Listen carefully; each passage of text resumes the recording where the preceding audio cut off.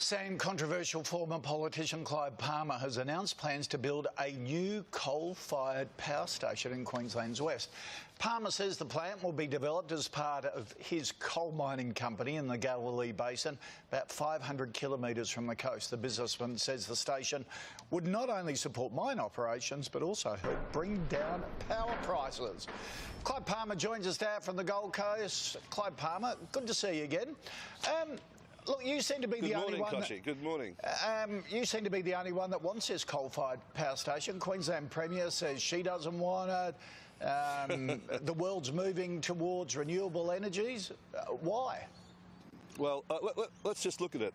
Australia is the world's largest exporter of coal. Every year we export more and more coal to China and Japan. They've got coal-fired power stations. They have lower electricity prices for their citizens, burning Australian coal, but we can't burn it here. We can sell more and more of it overseas because the state governments rely on the royalties, and we're the world's biggest exporter. It's part of our economy.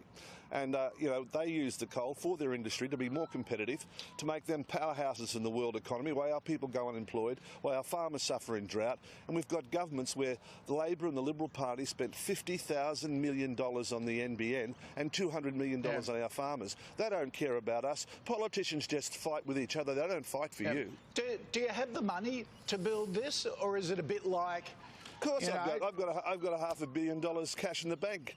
Kochie, I can cover my bank card, whatever. And we've got oodles of money coming in from our deals in Western Australia. Some of the cynics would say, why not invest in Australia? You promised to do a Titanic replica, that didn't happen. You promised to build Zeppelin airships, that didn't happen. You've got your problems with Queensland nickel.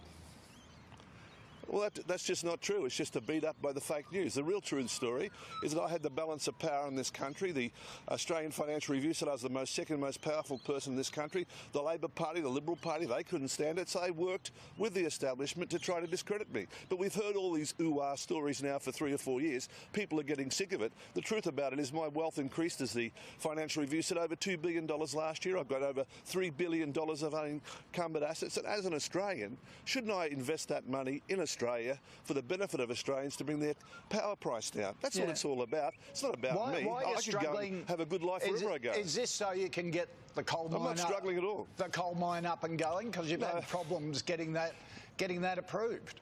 No. Well, it's already approved, Kochie, so you haven't done good research. It's been approved by the federal and the state governments, and that's the reality of it. So you should be doing better research than that. Okay, but the reality why we're doing when's it being developed? Our country... When's it being developed? Where is it? Well, as soon as the Premier approves the coal-fired power station, we'll move with it, and the onus is on her. Now, the reality of it is this country's devoid of leadership. Not just leadership in Canberra, which we know is a chaos, and we know the politicians down there only care about each other, but it's devoid of industrial leadership. It needs people to whom much is given, much is required. I'm one of the country's wealthiest people. I should stand up and lead and say our citizens deserve a fair go. We need better unemployment because I've got children and grandchildren. This country should mount for something. Good on you, Kochie. Good on you, Clive. Thank you for joining us. Thanks. Sam. It's a pleasure, mate. All the best. God bless Australia. Yeah, God bless it. Nobody else will. Let's make Australia great again, Sam.